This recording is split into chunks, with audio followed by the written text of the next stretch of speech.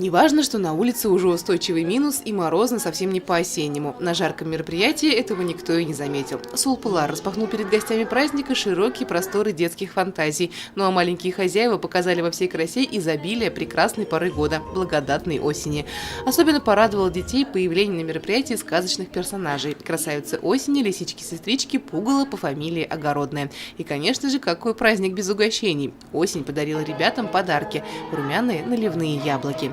Все было организовано на уровне, приводя в восторг ликующих детишек и вызывая радостный смех у окружающих. Ребята же постарались на славу, читали стихи, пели песни, исполняли роли разных персонажей, радуя и умиляя родителей. Ну а конкурсный задор просто делал свое дело, и от общего смеха всем было тепло и радостно.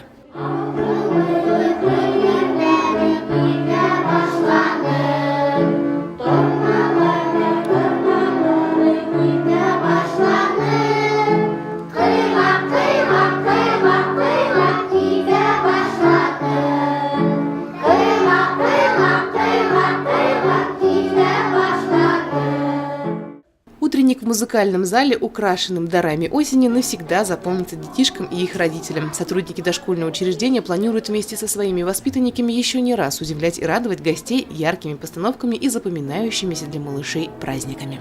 Елена Афанасьева, Гухамитова, Радмир Сингулов, Гульгина Раскильдина, телекомпания СТВ.